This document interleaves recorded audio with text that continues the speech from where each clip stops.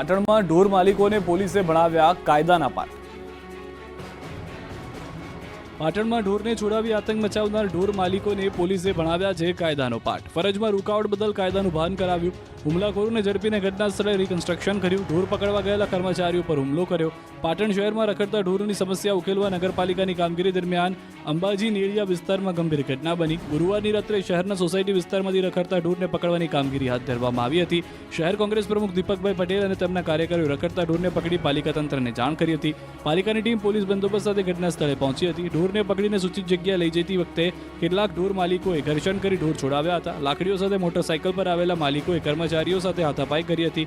આ દરમિયાન તેઓ ડબ્બે કરેલા ઢોરને છોડાવીને ભાગી ગયા હતા. ઘટનાથી કર્મચારીઓમાં ભયનો માહોલ સર્જાયો હતો. સવારે આ ઘટનાની જાણ થતાં ચીફ ઓફિસરે તાત્કાલિક પગલાં લીધા છે. 5 જેટલા માથાભારે ઢોર માલિકો વિરુદ્ધ પાટણ પોલીસ સ્ટેશનમાં લેખિત ફરિયાદ નોંધવામાં આવી છે, જે બાદ પોલીસે તમામને ઝડપી કાયદાના પાઠ ભણાવ્યા. વડોદરામાં નશામાં ચૂર યુવકોએ મહિલાને અડફેટે લીધી. પોલીસના મતે યુવકે ડ્રગ્સનો નશો કર્યો હતો. વડોદરાના કારેલીબાગ મુક્તાનંદ સર્કલ પાસે ગુરુવારે મોડી રાત્રે બનેલી ઘટનામાં 8 લોકોને કાર ચાલકે અડફેટે લીધા હતા, જેમાં હેમાલી પટેલ નામની મહિલાનું મોત થયું છે. આ કેસમાં સ્થાનિક કાર ચાલક અને તેની સાથે રહેલા યુવકનો પોલીસે તાત્કાલિક અસરથી રેપિડ ટેસ્ટ કર્યો. આ રેપિડ ટેસ્ટમાં બંને સ્ટુડન્ટ સેવા કાર ચાલક રક્ષિત ચોરસિયા અને પ્રાંશુ ચૌહાણે ડ્રગ્સનો નશો કર્યો હોવાનું બહાર આવ્યું. ડ્રગ્સ ક્યાંથી અને કોની પાસેથી લઈને આવ્યા તેની પોલીસે તપાસ હાથ ધરી. અકસ્માત કરનાર 2 શખ્સોએ રાત્રે અકસ્માત પહેલા હોળીના દિવસે ડ્રગ્સ લીધું હોવાનું રેપિડ ટેસ્ટમાં બહાર આવ્યું. પોલીસે બંનેના મેડિકલ ટેસ્ટ પણ કરાવ્યા. તેનો રિપોર્ટ પણ જલ્દી મેળવવામાં આવશે. વડોદરા પોલીસના મતે કાર કબજે કરી છે. ફોરેન્સિક પુરાવાઓ એકત્ર કર્યા છે. ટાયર માર્ક્સ ફોરેન્સિક પુરાવા તરીકે મળ્યા છે. રક્ષિત ચોરસિયા વારાણસીમાં સેનેટરી હાર્ડવેર કંપની ચલાવનારાનો પુત્ર છે. છેલ્લા 4 વર્ષથી તે વડોદરામાં રહે છે. આરોપી રક્ષિતનું મેડિકલ પરીક્ષણ લોહીના નમૂના લેવાયા. પ્રાંશુ ચૌહાણ તેની સાથે કારમાં બેઠો હતો. પ્રાંશુ ચૌહાણ શંકાના દાયરામાં છે. રક્ષિત ચોરસિયા, પ્રાંશુ ચૌહાણ અને અન્ય એક મિત્ર ગધેડા સર્કલ પાસે ભેગા થયા હતા. રક્ષિત ચોરસિયા, પ્રાંશુ ચૌહાણ ગધેડા સર્કલથી કારમાં બેઠા હતા. પોલીસે સમગ્ર રૂટના સીસીટીવી ફૂટેજ કબજે કર્યા છે. બેદરકારી બદલ સીપીએ 3 એએસઆઈની કારેલીબાગ પોલીસ સ્ટેશનથી ટ્રાફિક પોલીસમાં બદલી કરી છે.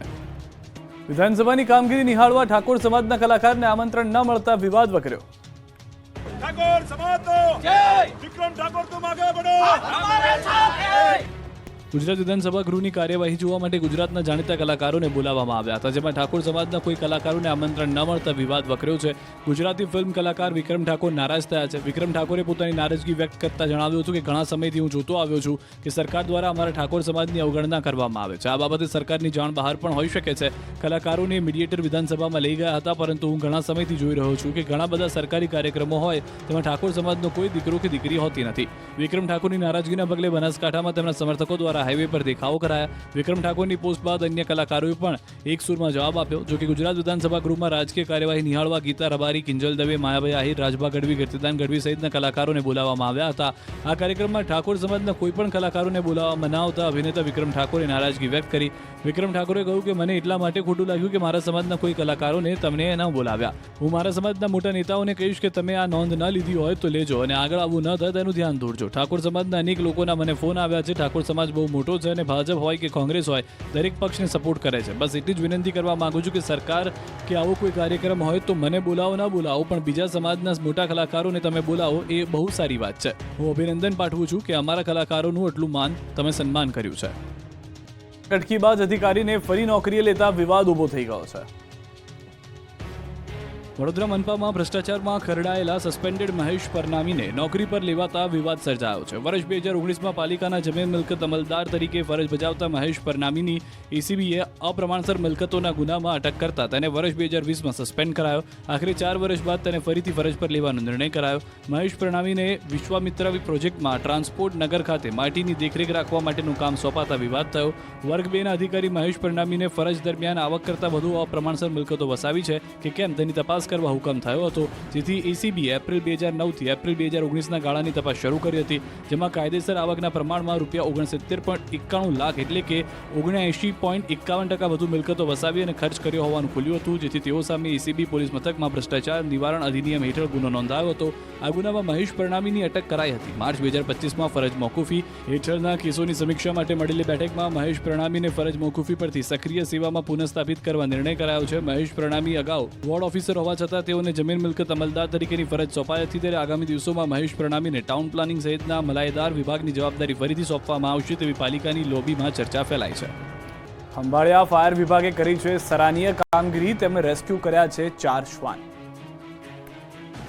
અવાવરા કૂવામાં મહેનત કરતા શખ્સને જુઓ. આ જવાન જે ખંભાળિયા ફાયર વિભાગના તે શ્વાન માટે મહેનત કરી રહ્યા છે. જી હા, કૂવામાં નીચે ઉતરી પડી ગયેલા 4 શ્વાનને બહાર કાઢવા મહેનત કરી રહ્યા છે. દ્વારકાના ખંભાળિયા ફાયર વિભાગની સરાહનીય કામગીરી. બહેગામવાડી વિસ્તારમાં કૂવામાં ખાબકેલા 4 જેટલા શ્વાનનો જીવ બચાવ્યો. 4 દિવસથી કૂવામાં ફસાયા હતા 4 શ્વાન. ફાયર વિભાગને જાણ થતાં ફાયર વિભાગે રેસ્ક્યુ ઓપરેશન હાથ ધર્યું. કલાકોની જહેમત બાદ ફાયરની ટીમ દ્વારા 4 શ્વાનને કૂવામાંથી જીવિત બહાર કાઢવામાં આવ્યા. મૂંગા જીવ પ્રત્યેની ફાયર વિભાગની સુંદર કામગીરી બદલ સ્થાનિક લોકોએ ફાયર વિભાગની ખૂબ જ પ્રશંસા કરી. વડોદરા MS યુનિવર્સિટીના પૂર્વ VCએ મહામહેનતે બંગલો ખાલી કર્યો.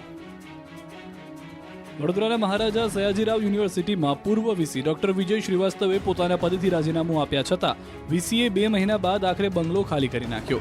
પૂર્વ VCએ રાજીનામું આપ્યાના 2 મહિના થઈ ગયા હોવા છતાં ફાળવેલો બંગલો ખાલી નહીં કરાતા વિદ્યાર્થી સંગઠનમાં નારાજગી વ્યક્ત થઈ. VCના પદેથી 3 મહિનાથી રાજીનામું આપ્યા છતાં બંગલો ખાલી નહોતો કરાતા. સાંસદે પત્ર લખ્યો, વિદ્યાર્થીઓ આંદોલન કર્યું, ત્યારે છેવટે આજે બંગલો ખાલી થયો છે. વિજય શ્રીવાસ્તવે બંગલાનો કબજો સોંપવાના દસ્તાવેજ પર સહી ના કરી બંગલાનું ભાડું ચૂકવ્યા વિના જ બિસ્તરા પોટલા લઈને રવાના થયા. વિજય શ્રીવાસ્તવ ખોટા ડોક્યુમેન્ટના આધારે VC બન્યા હોવાના લાગ્યા હતા આરોપ. ગુજરાત હાઈકોર્ટમાં કેસ ચાલે તે પહેલા જ વિજય શ્રીવાસ્તવે આપ્યું હતું રાજીનામું. રાજીનામું આપ્યા પછી પણ બંગલો ખાલી ન કરતા થયો હતો વિવાદ. અમદાવાદના કુબેરનગરમાં મંદિરના પૂજારીએ ગળે ફાંસો ખાઈ આપઘાત કર્યો.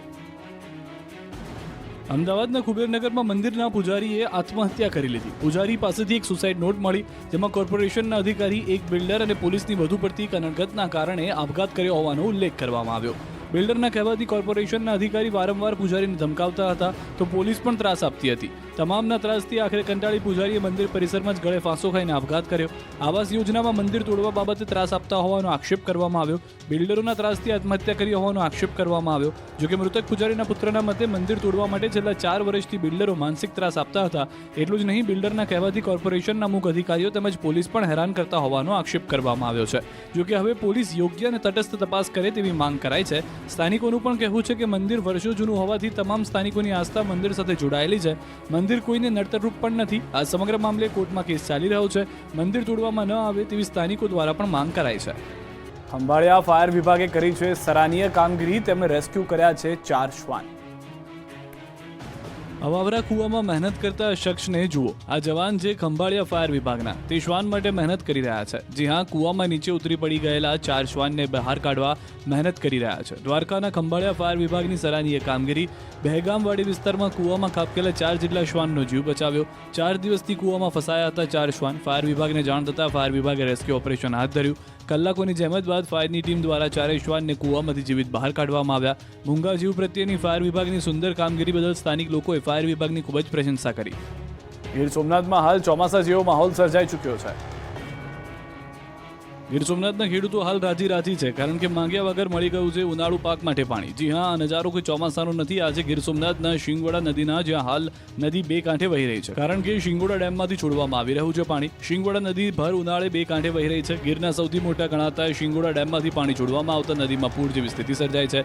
ડેમનો એક દરવાજા 2 ફૂટ ખોલવામાં આવ્યો છે. શિંગવડા ડેમના 6 દરવાજા 42 વર્ષ જૂના હોવાથી આ રેડિયલ ગેટ બદલવાના છે, જેના કારણે ડેમમાંથી પાણી છોડવામાં આવી રહ્યું છે. શિંગવડા નદીમાં પાણીનો પ્રવાહ પ્રતિ સેકન્ડ 1913 ક્યુસેક વહી રહ્યો છે. હાલ તો ચોમાસા જેવો માહોલ જોતા ખેડૂતોને ઉનાળામાં મોટી રાહત મળી છે, કારણ કે જંગલ વિસ્તારમાં આવેલા ડેમમાં ઉનાળાના સમયમાં પીવાલાયક પાણી મળે છે, જેના કારણે ઉનાળામાં પાણીની ભારે તંગી સર્જાય છે. ડેમમાંથી પાણી છોડવામાં આવતા ગીર જંગલ સહિત ગીર, જામવાળા તેમજ દ્વારકા સુધીના તમામ કુવાઓ રિચાર્જ થશે. ઉનાળુ પાકને પિયત માટેનું પાણી ખેડૂતોને પણ નિઃશુલ્ક મળશે. કોડીનાર શહેરમાંથી પસાર થતી શિંગવડા નદીનો નજારો હાલ તો નયનરમ્ય જોવા મળી રહ્યો છે. છોટાઉદેપુરમાં ગેરના મેળાની રંગત જામી છે.